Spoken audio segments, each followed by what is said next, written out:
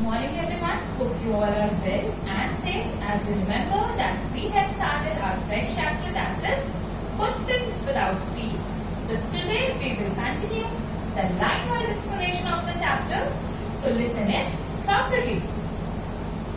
This time he decided to try the stock of a theatrical company in the hope of finding not only clothes but also something that would hide the empty space above his shoulders. Shivering with cold, he hurried to Drury Lane, the center of the theatre world. He soon found a suitable shop. He made his way invisible upstairs and came out a little later, wearing bandages around his forehead, dark glasses, false nose, big bushy side whiskers, and a large hat. To escape without being seen, he courteously attacked the shopkeeper from behind, after which he robbed him of all the money he could find. Eager to get away from crowded London, he took a train to the village of Iping, where he booked 2 rooms at the local inn. The arrival of a stranger at an inn in winter was in any case an unusual event. A stranger of such uncommon appearance set all tongues wagging. Mrs. Hall, the landlord's wife, made every effort to be friendly, but Griffin had no desire to talk and told her, "My reason for coming to Iping is a desire for solitude. I do not wish to be disturbed in my work. Besides, an accident has affected my faith." Satisfied that her guest was an eccentric scientist, and in view of the fact that he had paid her in advance, Mrs. Hall was prepared to excuse his strange habits and irritable temper. But the stolen money did not last long, and presently Griffin had to admit that he had no more ready cash.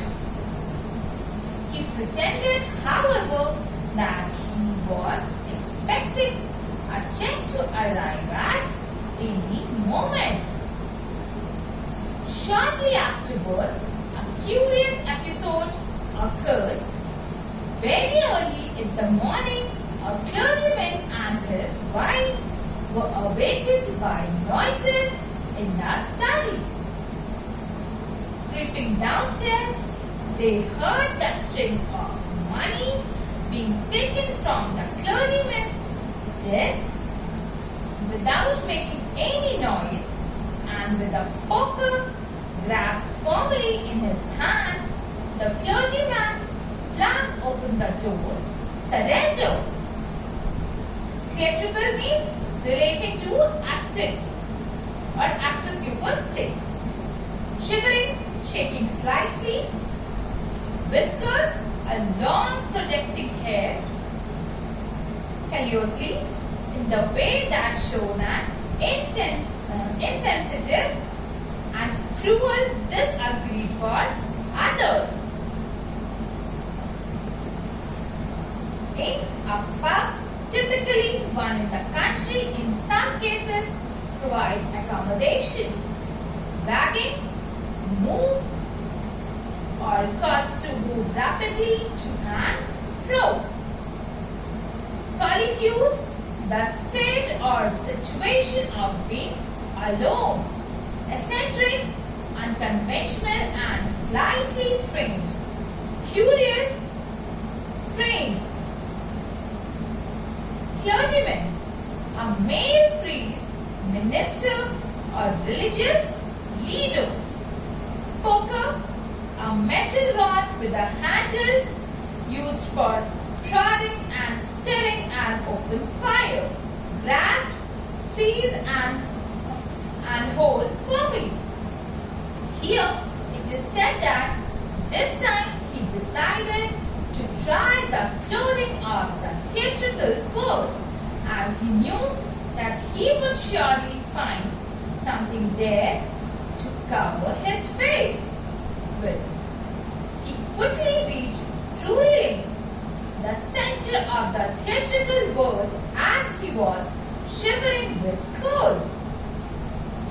He found a shop according to his needs and entered it. He came out wearing bandages around his forehead, false nose, side whiskers, and a hat. Then, as he did not have any money, he attacked a shopkeeper and robbed him all of his money. Then he felt that London was too crowded and decided to go to a small village nearby, Iping. He took a train and booked 2 rooms in the local inn. The event of a stranger coming and staying at the inn in the winter night was not a normal thing to happen in Iping, and everybody started talking about it also because Griffin looked very strange. The landlord of inn where Griffin stayed, Mrs. Hall, made a lot of efforts to be friendly with Griffin, but he did not want to talk. He clearly told her that his reason for coming to Iping was for peace and quietness, and he did not wish to be disturbed in his work. Also, he told her that an accident had affected his face, due to which he had to cover it. The landlord's wife, Mrs. Hall, accepted that her new guest was a strange scientist and was ready to excuse his temper and habits as he paid her in advance. Then the time came when his money was over and he had no ready cash available for further payment at the inn. He had to pretend that he was waiting for a check which could arrive at any moment. Then something really strange happened. The clergyman and his wife were awakened by some noises in their study room. When they were coming downstairs, they could hear the sound of money being taken from the clergyman's desk. The clergyman held a metal rod in his hand and flung the door open, and as soon as he opened the door, he said, "Surrender," as he thought he had caught the thief.